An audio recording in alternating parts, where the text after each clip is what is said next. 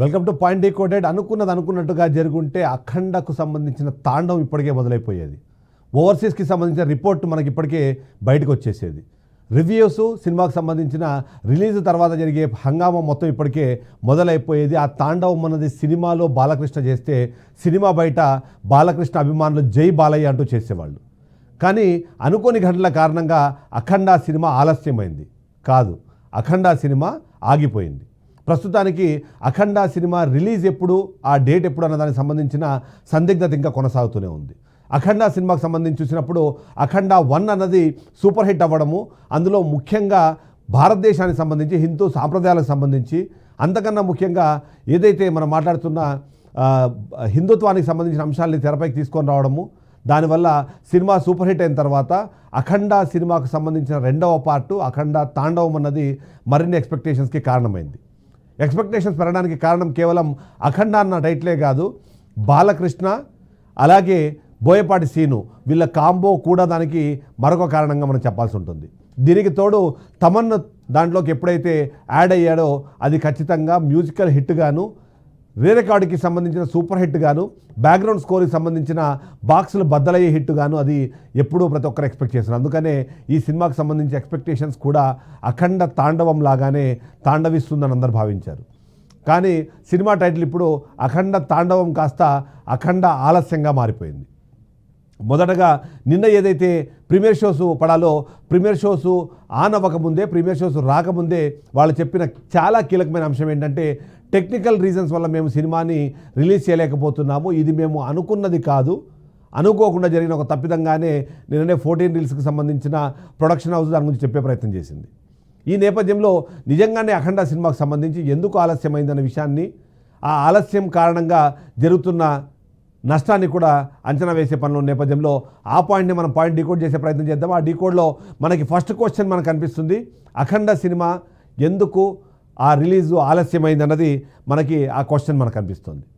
ఆ నేపథ్యంలో మనం మాట్లాడాల్సిన మాటలు చాలా ఉన్నాయి. ఎందుకంటే ఇక్కడ 2 రకాల ఆలస్యాలు మనకు కనిపిస్తున్నాయి. అందులో ముఖ్యంగా ఎక్స్పెక్టేషన్స్ పెరిగిపోవడము, ప్రొడక్షన్ అన్నది ఖచ్చితంగా పర్ఫెక్ట్గా ఉండాలన్న ఆలోచనలో ప్రొడక్షన్ హౌస్తో పాటు డైరెక్టర్ కూడా ఉన్న నేపథ్యంలో మనకు వాళ్ళు చెప్తున్న పాయింట్, ప్రొడక్షన్ హౌస్లో ఊహించిన దానికంటే ఎక్కువ పని ఇంకా మిగిలి ఉండడము, అంతేకాకుండా ఈ టీం అన్నది అదనపు ఖర్చు అంటే ఎక్కువ రోజులు దానికోసం వర్క్ చేయాల్సిన అవసరం లేవడంతోనే ఈ సినిమా లేట్ అయిందనేది ఒక మాట వినిపిస్తుంది. క్లైమాక్స్లో యాక్షన్ ఎపిసోడ్కి సంబంధించిన గ్రాఫిక్స్ అండ్ అలాగే కలర్ కరెక్షన్ అనేది ఇంకా పూర్తి అవ్వడానికి మరికాస్త సమయం పట్టే అవకాశం ఉంది అన్నది మనకు అర్థమవుతుంది. ఇక డిజిటల్ ప్రింట్ తయారు చేయాలి, దాన్ని దేశ విదేశాలు పంపించాలి అంటే ఆ సమయంలో ఏర్పడిన కొన్ని టెక్నికల్ ఎర్రర్స్ ఏవైతే ఉన్నాయో అవి బయటపడడంతో వాటిని సరిచేయడానికి టీము ఎక్కువగా దాని మీద వర్క్ చేయాల్సిన అవసరం కనిపిస్తుంది.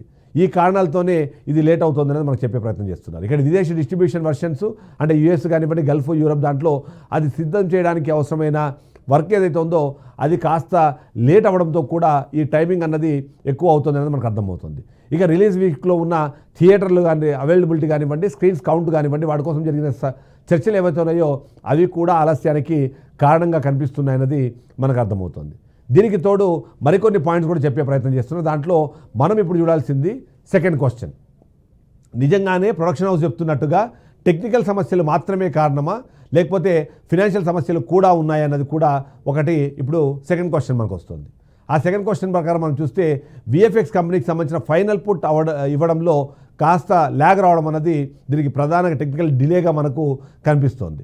అంతేకాకుండా సినిమా ఏదైతే ఎక్స్పెక్టేషన్స్ని పెంచిన దాంట్లో బ్యాక్గ్రౌండ్ మ్యూజిక్ అనేది చాలా కీలకం కాబట్టి ఆ బ్యాక్గ్రౌండ్ మ్యూజిక్లో డైరెక్టర్ కొన్ని మార్పులు చెప్పడము, ఆ మార్పులన్నీ కంప్లీట్ అయిపోయి అవి ఫుల్ ఆర్ఆర్తో కంప్లీట్ అవ్వడానికి సమస్య రావడము, ఆ రీరివైజ్ ఏదైతే ఉందో దాని కారణంగా కూడా లేట్ అయిందనేది కూడా మనకు చెప్తున్నారు.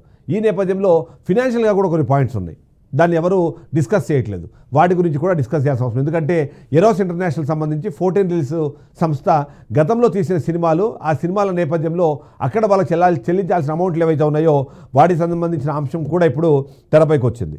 ఆ విధంగా చూస్తే మాత్రం ఏదైతే వీళ్ళు మెడ్రాస్ హైకోర్టులో ఎరోస్ ఇంటర్నేషనల్ ఒక పిటిషన్ వేసిన, ఆ పిటిషన్ ప్రకారం గతంలో వాళ్ళు చేయాల్సిన కొన్ని పేమెంట్స్ ఆగాయి. ఆ పేమెంట్స్ దాదాపుగా 70 కోట్లకు పైగా ఉన్నాయి కాబట్టి ఆ డబ్బులు పే చేస్తే తప్ప సినిమాని రిలీజ్ చేయకూడదు అని చెప్పి మద్రాస్ హైకోర్టు నుంచి ఏది ఎరోస్ ఇంటర్నేషనల్ తీసుకున్న పాయింట్ ఏదైతే ఉందో అది కూడా మన కారణంగా కనిపిస్తుంది. అందులో ముఖ్యంగా వీళ్ళు గతంలో తీసిన సినిమాలు నేనొక్కడినే, అలాగే ఆగడు సినిమాలు, ఈ 2 సినిమాలు కూడా 14 రీల్స్ ఎంటర్టైన్మెంట్ తెరపైన వాటిపైన తెరకెక్కింది.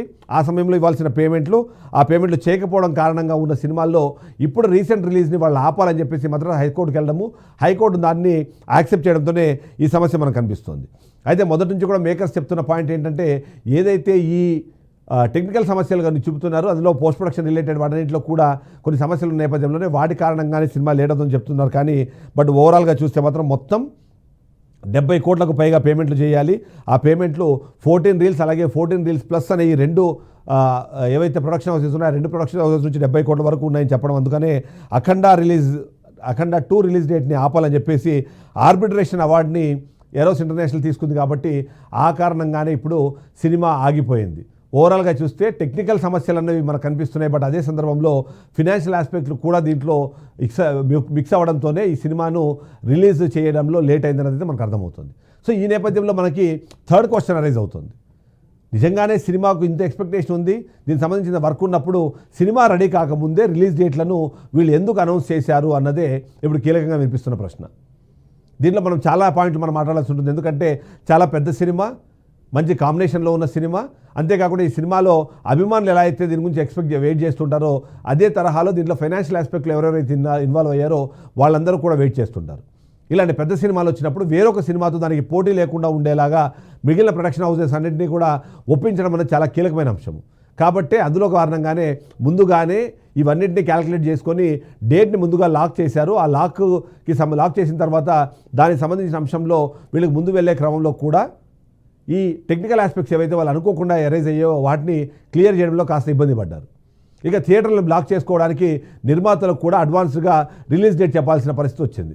కాబట్టే ముందులోనే దాని మీద వెళ్ళిపోవాల్సిన అవసరం వచ్చింది. ఇక అభిమానుల్లో హైప్ బజ్ పెంచడానికి ముందస్తు తేదీల్ని ప్రకటించడం అన్నది ఒక ఆనవాయితీగా వస్తుంది, ఒక ప్రమోషనల్ స్ట్రాటజీగా ఉంటుంది. కాబట్టి దాన్ని కూడా వీళ్ళు యూజ్ చేసుకునే ప్రయత్నం చేశారు.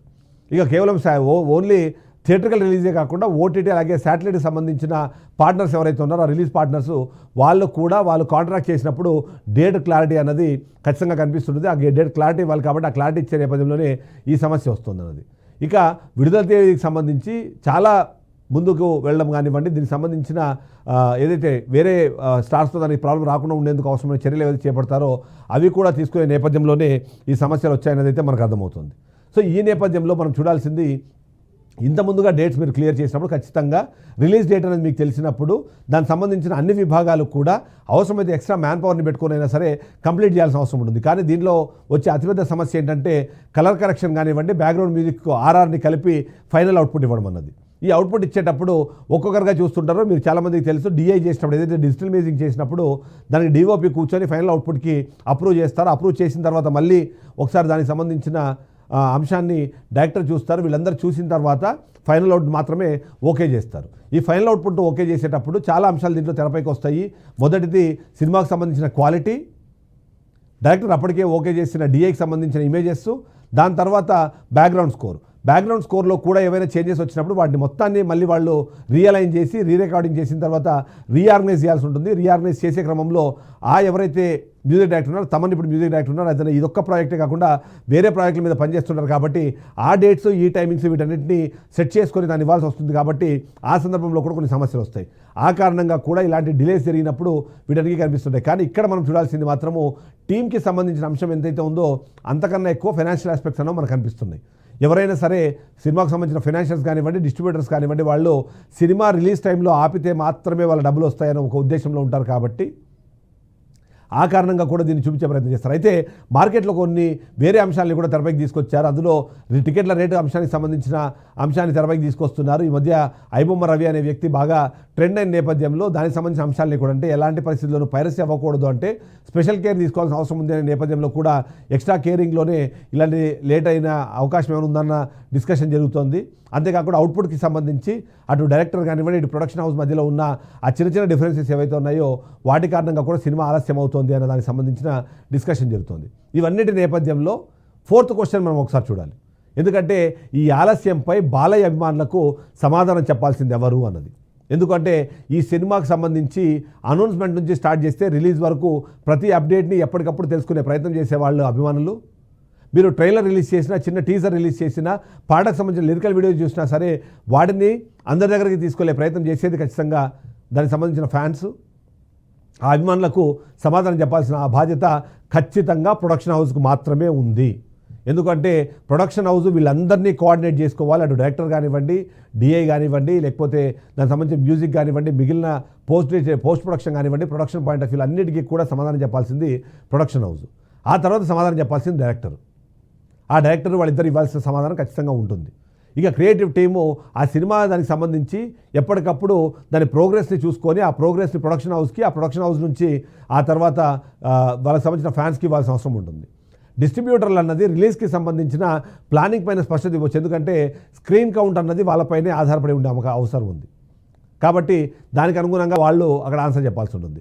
ఇక ప్రమోషన్ కానివ్వండి, మార్కెటింగ్ టీంలో ఆలస్యానికి కారణాలు ఖచ్చితంగా మీడియాకి చెప్పాల్సిన అవసరం ఉంటుంది. లేకపోతే జనాలకు తెలిసే అవకాశం ఉండదు. లేదు అంటే మాత్రం ఖచ్చితంగా ఫ్యాన్స్ డిస్టర్బ్ అయ్యే అవకాశం ఉంటుంది. ఇవాళ మనం చూస్తే ఎక్కువ శాతం థియేటర్లకు సంబంధించి వాటిని ఇప్పటికే సజాయించారు. ఆ థియేటర్లకు సంబంధించి వాళ్ళ అంతంలో ఉన్న సినిమాలు, పాత సినిమాలు ఏవైతే ఉన్నాయో వాటిని తీసేసి కొత్తగా వాళ్ళు ఇప్పుడు ఆల్రెడీ వాటికి సంబంధించిన టికెట్లు అమ్ముకోవాలి.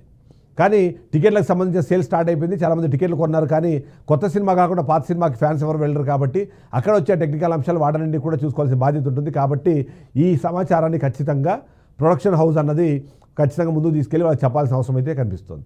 ఈ నేపథ్యంలో అఖండ తాండవం అన్నది అఖండ ఆలస్యమైన నేపథ్యంలో ఈ సినిమా రిలీజ్ డేట్ని మరొకసారి ప్రకటిస్తామని చెప్పి ఇప్పటికే అఫీషియల్గా 14 రీల్స్కి సంబంధించిన ప్రొడక్షన్ హౌస్ చెప్పింది. కాబట్టి ఆ రిలీజ్ డేట్ ఎప్పుడు ఉంటుంది, దానికి అనుగుణంగా ప్రమోషనల్ యాక్టివిటీ ఏముంటుంది, రిలీజ్ లేట్ అయిన నేపథ్యంలో ఇప్పటికే కొద్దిమంది ఫ్యాన్స్ డిసప్పాయింట్ అయిన నేపథ్యంలో వాళ్ళని చీరప్ చేయడానికి ఏం చేస్తున్న ప్రొడక్షన్ హౌస్ అన్న దానిపైన కూడా ప్రశ్నలు తలెత్తుతున్నాయి.